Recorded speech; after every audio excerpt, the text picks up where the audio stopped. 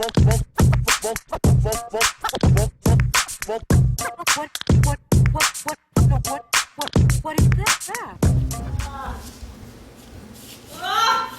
No! I did not seek your concern. Do not thank you for it. What I wanted was to embrace the earth, to yield myself to its blind unconsciousness. Oh, royal lady, pray to the gods. No! They are allies not to be relied upon. Well, the Trojan Women Project is a collaboration with the Atlas Center for Art, Media, and Performance. And it's a production of the MFA Performance Ensemble and, at Naropa. It's part of a series that we've done this is our 4th production that is really rising to a level of an off-Broadway sort of production level of work. And 3 of those have been with Atlas. So I'm a student in the Contemporary Performance program at Naropa University, and it's wonderful for so many ways, but one reason why I like it so much is that they bring in guest artists from many places. And Kevin, for example, who's directing this piece, he's from New York, teaches at NYU, and he and Wendell go way, way back. Wendell is the director of our program. And so to have a guest artist like Kevin come in and direct us in this show is a wonderful opportunity for us to be exposed to things that are going on elsewhere, to be pushed to new places with somebody who has his level of experience in directing and what he does. So I grew up in Kansas, in Lawrence, Kansas, and moved, then went to school in Arizona, then moved to the East Coast when I was, 19, and acted in a theater company in Maine and then in Boston. And the companies I worked with were heavily influenced by a Polish director named Jerzy Grotowski. So it was physically based work, it was physical theater. And I then moved to New York in 1980 and began working with a director named Anne Bogart and started working inside what was a very active dance theater kind of scene, especially in the East Village at the time.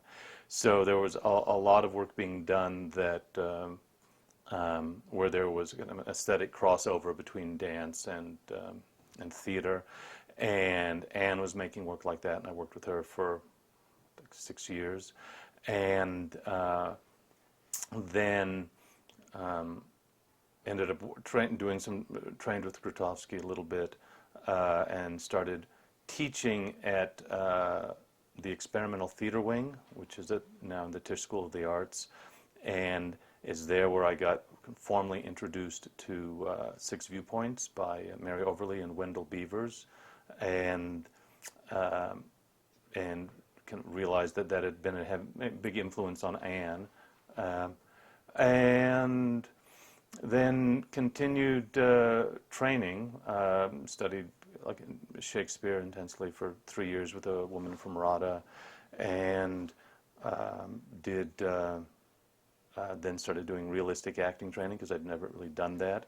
And in the meantime, I was directing. I started directing professionally in '84, and directed regionally and in New York, and in the early '90s decided what I really liked most with directing was working honestly with groups of students and creating either original work or reimaginings of classic material. Cassandra is a prophetess. She's young, probably 15 or so is how I think of her.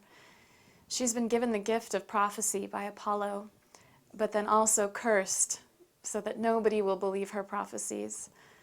So she's sort of stuck in a situation where she knows the future, she sees the future, and and is trying to spell it out for people, but nobody over and over and over believes her. And it's very frustrating. It's very lonely. It's very lonely for her to be in this position. Her father has been killed, and all of Troy has been destroyed, and she's intent on getting revenge. As Kevin was saying, Kevin Kolke, a large theme in the play is revenge, and Cassandra is intent on getting revenge for her father's death, the death of her city, and her mother has been, is going to be made a slave. So she differs from other characters in that she actually embraces her fate. She sees her fate. She even sees how she's going to die. But she embraces it happily because she knows that by going over there with the king of Argos, she will be instrumental in his death and the downfall of the house of Atreus. So she's quite content, which makes other people think, of course, that she is really, really mad. Yeah.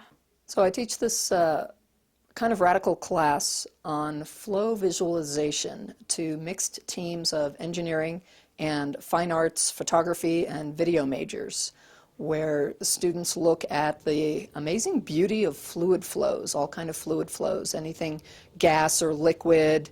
They take pictures of clouds, they take pictures of their kitchen sink. And so I've been talking to Rebecca about displaying some of my students' images here at Atlas. And then when this opportunity came up to collaborate with her on Trojan Women,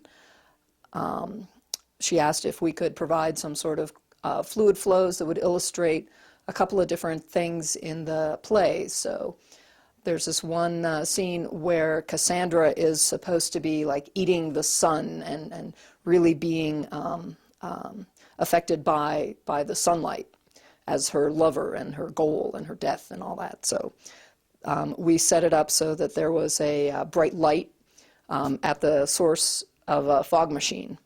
And you see this clip where she's, rapidly eating the fog and the light, and that all comes together as one. And that just turned out really great. I was really happy with that.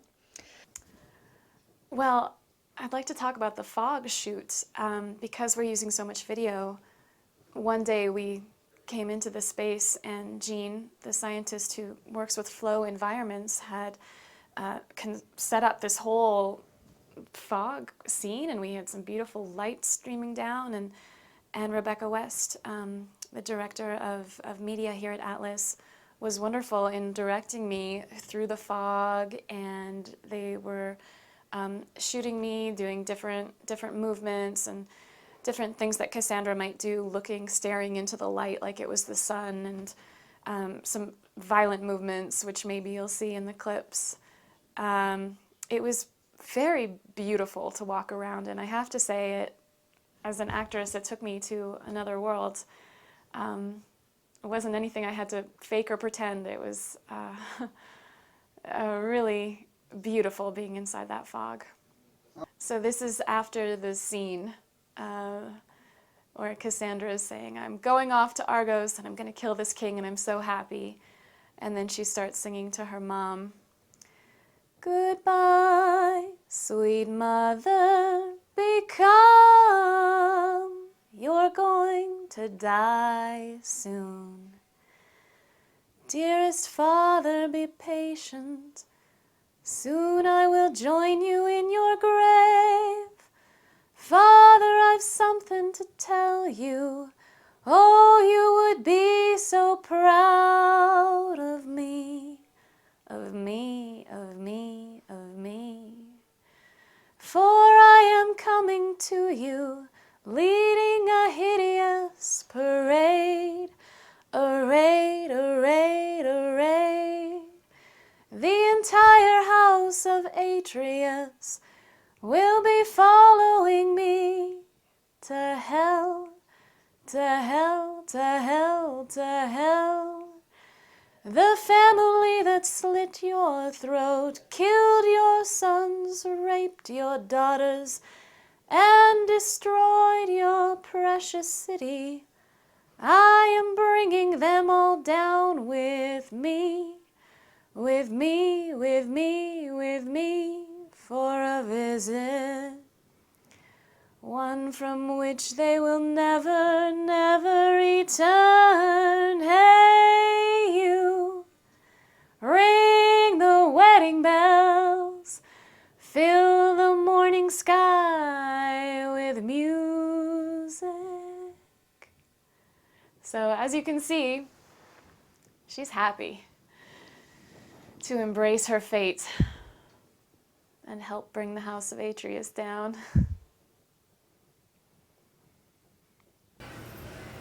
Let us be silent Silence is something we fear. and stop complaining. It's better to sing. Sing about when you were last happy. Well, being assistant director to Kevin in particular is probably a little different from being an assistant director on other productions. In a lot of the theater world, assistant anything, director or otherwise, means that you run a lot of errands. But in this production, we've been fortunate enough to work with a director who actually asked for a lot of creative feedback. We watch the rehearsals, and during the rehearsals, Kevin will ask us questions, bounce ideas off of us, and also have us collect new ideas, visual ideas, ideas about how to use the text, change things, everything from, how the actors are performing to, dramaturgical ideas. And we basically are sounding boards for the director, for the most part. And how about you? Yeah, well, my dual role as production manager and assistant director really kind of have complemented each other in this process. Aside of what Catherine spoke about, my job in the room, besides being a sounding board, besides throwing out my own ideas and being a support for Kevin, is also kind of supported by how to actually make those things happen. So in Catherine's case, it might be a sense of throwing out an idea or an opinion on a choice that Kevin has made, or voicing needs of the production, whether it's a set piece, whether it's a prop, whether it's anything that's going to go into the physical production. I'm in those conversations in the room, but it's also my job to go out of the room and make sure that those things come into the room. Getting the props, coordinating, scheduling, coordinating, loading in, coordinating all the integration of designers. In this process, we have a media designer and a media crew, a broadcast designer and a broadcast crew, a set designer, a lighting designer, and a sound designer and a projection designer. So it's a lot of plates to keep spinning in the air. So that is more of the production management side of it, but being an assistant and having the production manager in the room has been very helpful, because there's no, all the communication happens between us three, and then I can go get to work after the work happens. I would probably say that the person in my life who made me first consider going into theater was my high school forensics teacher, Scott Gillen, who unfortunately passed away quite young. He died at the age of 38. And at the time I was considering teaching, and I did go into teaching. I taught English for a number of years in Woodland Park, Colorado. But I kept going back to theater, to performance, as a way of bringing, especially to young people, history, of bringing ideas from all around the world, of bringing new thoughts and old thoughts together. And I think that really started in about 10th grade with Mr. Gillen, my forensics teacher. I came to theater at a pretty young age, when I was about 8, when I was in 3rd grade, doing what a lot of kids do, community theater, musicals, Christmas shows, those kind of things. And my first kind of real support were my parents. They were just really, whatever you want to do, whatever makes you happy, and they were very supportive, and I kind of continued that really throughout high school, and then I went to undergrad, and I was acting at that time, and I still do a little acting, but I would say the dominant influence that kind of has brought me here, I would say there are two. There's a director in New York who runs a company called the Worcester Group, and her name is Elizabeth Lecomte, and I interned there during college, and it was the first time that it kind of blew my mind. As an actor, I'll speak for myself, you're only concentrate on your role.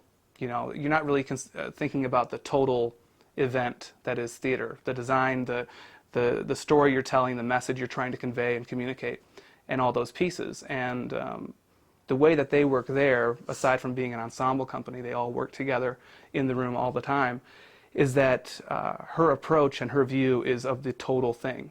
And I left that internship wanting to pursue directing, and I've kind of continued that. I started my own company in New York, ran it for a couple of years, and then I came to Naropa, and it's just been a process of kind of leaning into that. And the other primary influence of mine was a Polish director named Jerzy Grotowski, and it's a long story, but one of the primary tenets of what I've taken from his philosophy is this idea of what the role of an artist is, what the role of art is.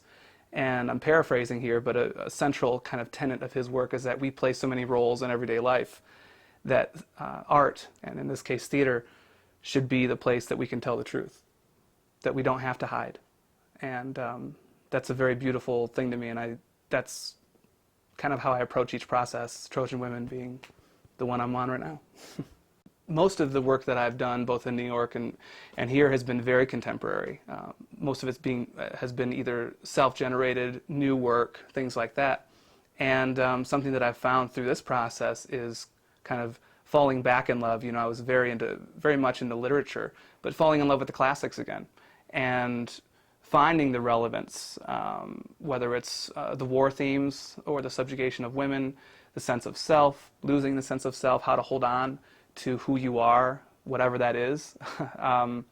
All those things have been very present and alive, and there's this may be a very gross description of it, but Kevin's whole process is it's just full of life. It's blood and guts. It's not a mechanical intellectual exercise. It's very immediate and ultimately very relevant, even though it's thousands of years old. Can you say why? He has something to say. Do you want me to go into the Goffman stuff, or okay? Well, just to go into a big part of what Kevin brought into the process was, and Catherine, you can add in things too, is a social psychologist named Irving Goffman, who was dominant. I believe most of his work was primarily between the 50s and 70s, and the bulk of his work was concerned with the self, and he's very systematic about breaking that down in his research, whether it's the objects as extensions of self. What is the self? Does it change? Do certain situations in life demand that you actually have to adapt, change your sense of self in order to survive? All those things are very present in Trojan Women. One example of Goffman's work was he wrote a book called Asylums, which was predominantly focused on mental institutions and prisons, and just examining what an individual has to go through, or what an individual is put through domination of losing your sense of self, having to adjust to a whole different life outside of the real world, and what an individual has to go through to even survive that process, and what do you lose in that process, and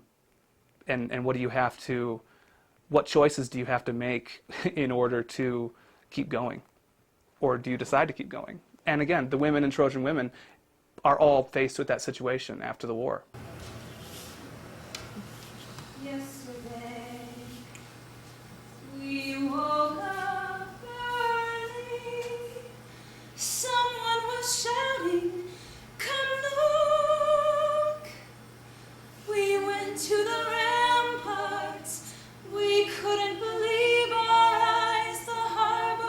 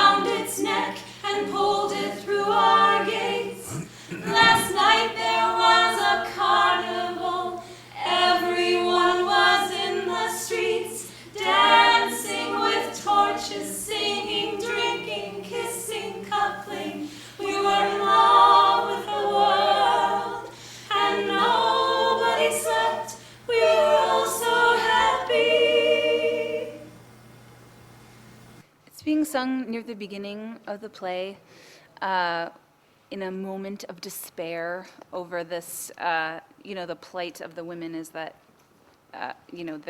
they're suddenly in a moment of despair when everyone is dead, all their families are dead, and their city is being burned, and they are uncertain about their future. And Hecuba, the queen, we're in a moment of despair, and she says, it's better to think about when you were last happy. And the time they were last happy was literally yesterday. It was the day before, when they thought the war was over, and they thought that everything, that they were, rejoicing and thought everything would be perfect. And it was less than 24 hours ago, so that's the setting of the song. But joy is always a cheat. It covers up the misery. Stalking behind the grin. At midnight we were still singing. Suddenly the whole city rang with the same refrain. Ooh, ooh,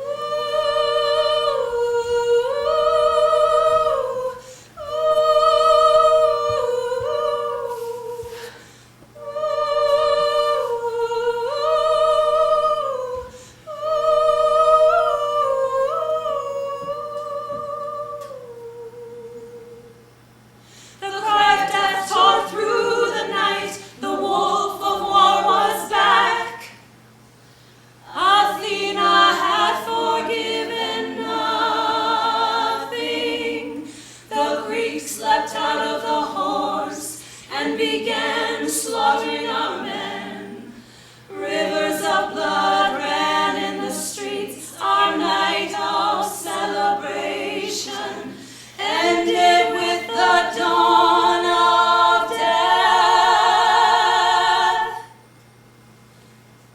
Yesterday we were so full. Today we have nothing left. Nothing is more deceptive than happiness.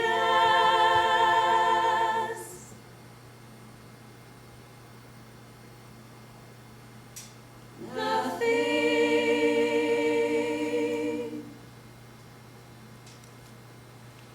Nothing.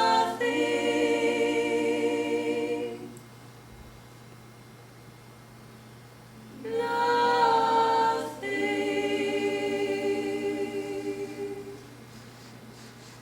During the process of getting the cast ready for Trojan Women, we actually did some compositions that Kevin designed based on the work of Irving Goffman, in which we had the cast go through the processes of identifying, self, and also the things that violate the self or break down the self. There are, throughout the works of Goffman, descriptions of things that we call total institutions. A total institution is like a prison, the military to some degree, monasteries, mental asylums, which he focused on because they, are completely total. People in mental asylums are not considered competent, so they really lose a lot of rights. Well, the women in Trojan Women are going through a lot of those same processes. They're being stripped of their identities, their titles, things like, in the case of Hecuba actually losing her throne. They're being stripped of their clothing. They're being stripped of their possessions. In most of the women's case, they had children. Their children have been taken from them. And in many cases, they don't know the fates of those children. So in order to prepare the cast for, the emotions that go with that kind of a storyline, we did some compositions. I'll give you an example of one. There was a composition where a woman is brought in who is theoretically in labor, and one of the cast members was the woman in labor, but the woman in labor was from another country and didn't necessarily speak the language. The cast members playing the hospital staff started stripping her of her identity. They try to take her wedding ring for some reason. They force her to... Her purse. They take her purse. Right. They rifle through her possessions. They ridicule her nationality. They force her to perform bodily functions in a public place. All of these things, privacy, our possessions, pieces of jewelry, things that we associate with who we are, when they're gradually taken away, especially by people who have power over us, or if we're in a vulnerable situation like labor or childbirth, then we lose a sense of who we are, and the other who is taking it away, or the institution that's taking it away, they gain the power over our identity, and they reshape who we are. They can make us into something else. They can take a free person and turn that person into a slave. They can take a nun and turn her into a concubine. I mean, it's really, really deeply seated in the play, and also, if you think about it, in war, after wars, people who have lost lose their homes, they often lose their families or misplace each other, and are forced to relocate. Sometimes people are left with virtually nothing of who they were before the war happened. You know, if you're a father or a husband or a mother or a daughter, once those titles are taken away from you, who are you at that point? And that's, I think, a lot of these things are pointing at those very central questions. And just in response to Catherine, at the end of that composition work, which is a big improvisation, essentially, it was, I believe, it was determined that the woman didn't have insurance, and so that, you know, not to mention all those other things, she was then kicked out of the hospital. And so I think it's important, and it may bring it down to kind of real life.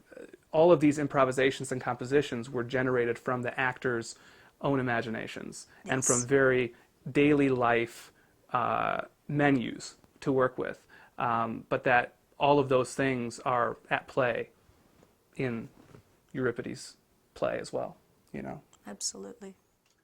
Troy wasn't conquered. Trojans weren't defeated. They were betrayed by a goddess. It's always a mistake to worship a woman. Look, Your Majesty, it's Andromache, Hector's wife, carrying a Styanax in her arms. Where are you taking him? To my master. Misery.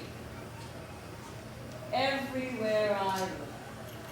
Misery. What are you crying about? It's my It's loss. ours. No, mine. You are all my children. Were. I mourn for all my sons. But I only for I one. weep for Hector. our burning city. I weep for Hector. For our royal home. Only for the house where I became a woman, where I gave birth to a Stein. It's burning. It's burnt. Everything's flattened. A shambles of ash. You are to blame. It is you who gave birth to Paris, that damned adventurer. Didn't the gods themselves, foreseeing his future, order you to smother him?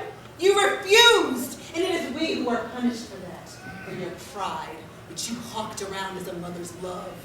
It was this precious infant of yours which smashed Troy like a toy.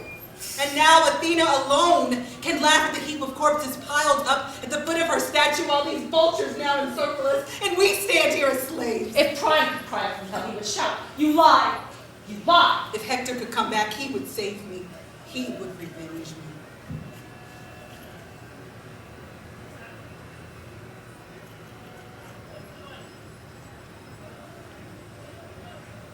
I have never liked you. You have never liked me. But you're an old woman, and I feel sorry for you. Your daughter, Polyxena, is dead. Dead. That's what Talthybius was trying to tell me, but I didn't have the courage to understand. Dead. How? They cut her throat on Achilles' tomb. I saw her body. I covered her face with a black veil. Slaughtered on a tomb, like a goat or an ox. What a terrible death. Why terrible? She's dead, that's all. Better off than I who live. What do you know of life or death? I tell you, death is a nothingness. No matter how painful life is, it is better than death. It has hope. I prefer life at its worst to death at its best. Your will to live's insane. Listen to me. It is the same now for Polexena as it was before she was born. For now that she's dead, she can't suffer anymore and is unaware of the suffering she once experienced. Her sheet is wiped clean again, but I still suffer, and I still know I suffer. Life has more to scribble over me.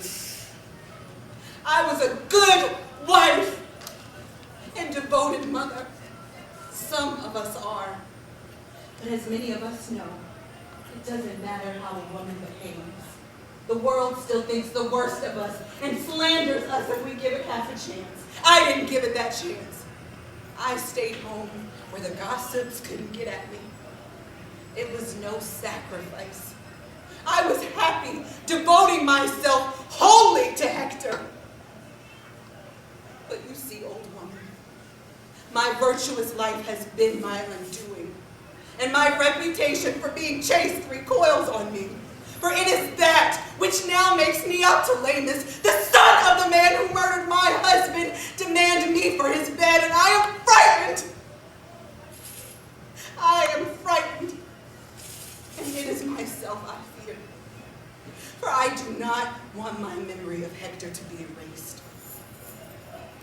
But I am a woman, and a woman is only a woman. They say it takes just one night of pleasure to master her. A woman is only an animal, and that is why I am frightened. Hector was the only man I ever knew. I loved his courage, his wisdom, his gentleness, the touch of his hands on my body. And now to think this same body may groan for joy when some other man lies upon it makes me want to tear it limb from limb. Polexena was lucky. She was murdered, still a virgin. Liar. You say life is hope? Look at me. I'm alive. What hope have I? None. I know what life's going to write on me. Euripides was like the third of the three kind of major Greek tragic playwrights after Aeschylus and Sophocles. And Euripides was very innovative and played around with dramatic form a lot, especially in the use of the chorus, and mixing kind of genres of, in a way, comedy and tragedy. And in that way, he really pushed against the envelope of the form he had kind of been given of classic Greek tragedy. And he was the first Greek playwright to, in a way, put real people on stage, meaning really showing the flaws both of the gods and of the royalty. And he had very ambivalent, seemingly ambivalent or hard to decipher relationship with regards to the Olympian gods, and which, in other words, is not completely reverential. And in a way, there seems to be some kind of lineage from Euripides to Chekhov to Beckett in an odd way. But so, as a playwright, he's interesting in that. His work has survived and retained a relevancy that, in some ways, the other, to my mind, the other two, great Greek playwrights has not quite, because he was so, in a way, rebellious in spirit, and he chose. It's interesting, he wrote this play in the midst of the Peloponnesian War, and right after, as far as he had concerned, Athens, which is where he lived, the Athenian army had committed real atrocities in the war, having to do with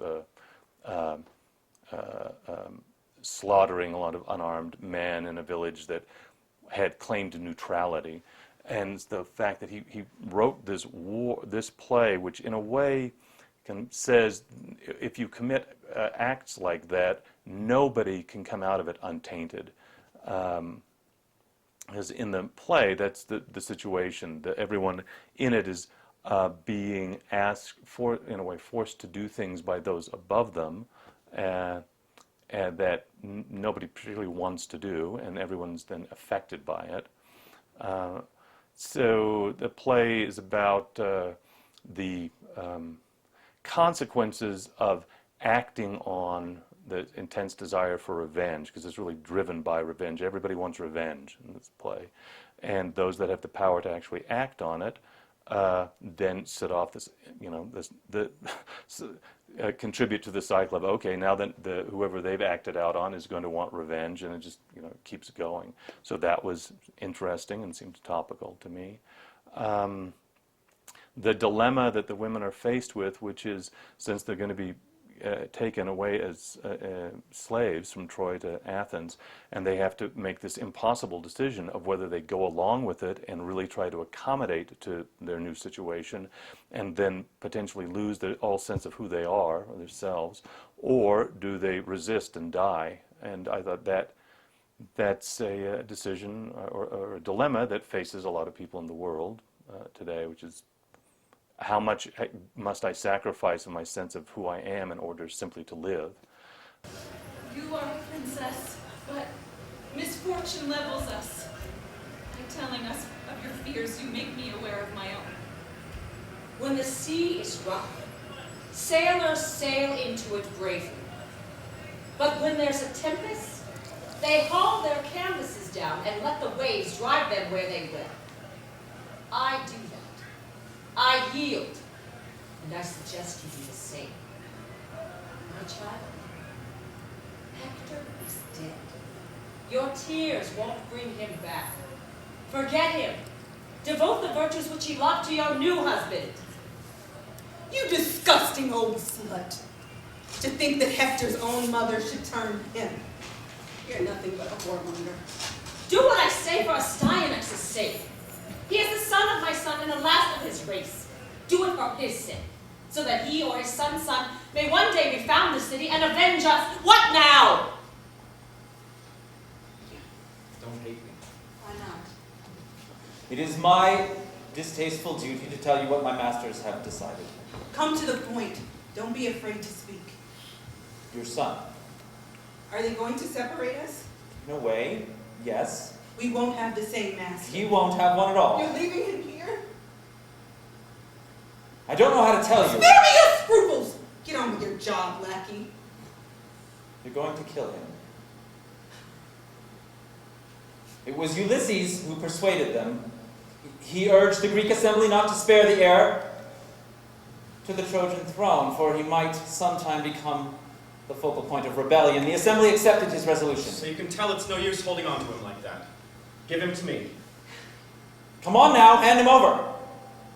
If there's nothing else you can do, neither your city nor your husband can protect you now.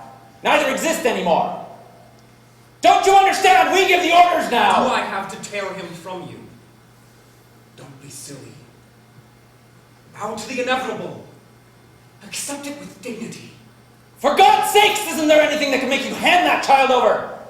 Don't you understand you won't gain anything by trying my patience or making the soldiers angry? If you do that, they'll just leave him to the vultures. But if you hand him over quietly, we might even let you bury him. And our generals will treat you with more consideration. Don't you dare lay hands on him! I'll hand you over. Later.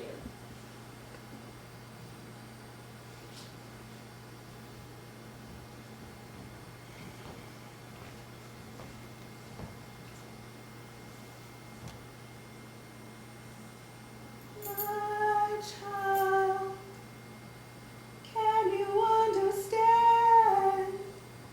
I love you more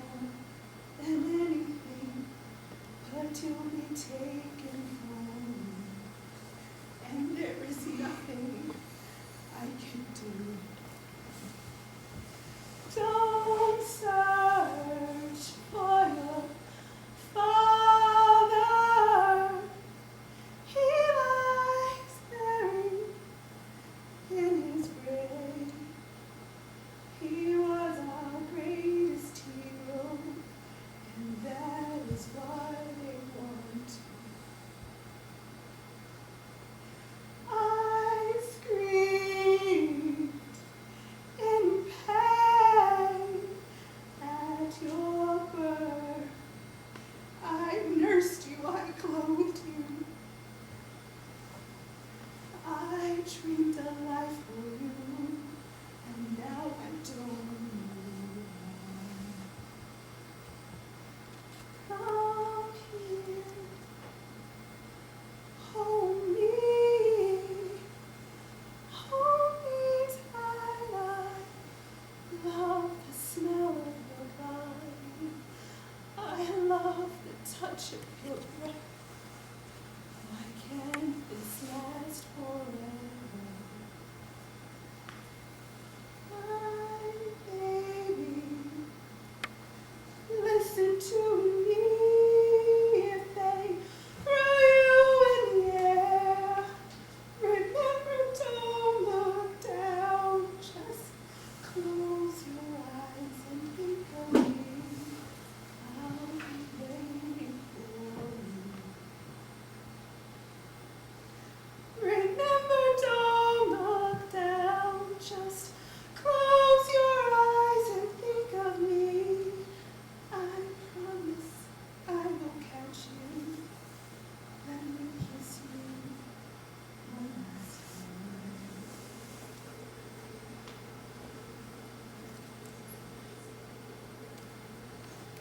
Here you are. Take it. Kill it. Hit it with an axe, throw it on a fire, it's yours. I can't protect it, I can only give life to it. What are you waiting for? Take it! Carry it to the ramparts. Wait for me there. Oh, good. It just tastes like I feel quite sick. That's the worst of war. Those who give the orders seldom see the mess it makes when you hold a child by the feet and bash its head in against the wall. That child was my son's son. There grows our future. Mine and yours. Euripides is in a way saying, even that those who win lose, that there is no way to come out of a situation in a war undamaged, and which isn't to say he was, I mean, it's often touted as like the first anti-war play, and it's not so much that Euripides was anti-war. He was against particular acts that the Athenians had undertaken, that he felt they'd gone over a line, and that if you go over the line, it starts to spell the beginning of the end of a society. And in fact, he was prophetic, because democracy began to end in Greece after this.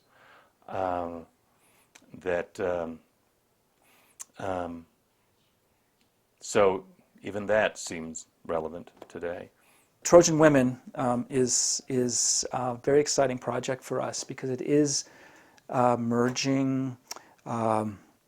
Well, there's a real interest in the Western canon and having it be digested or integrated into an Eastern sort of context or point of view.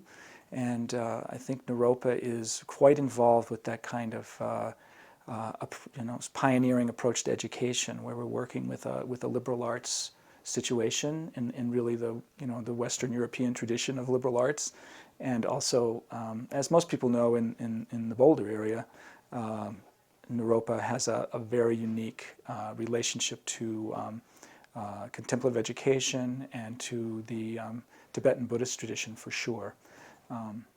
So it's a chance for us the project is a chance for our students who are mid-career professional artists for the most part, who are coming to have this exposure to contemplative education and to redirect their careers in a certain way.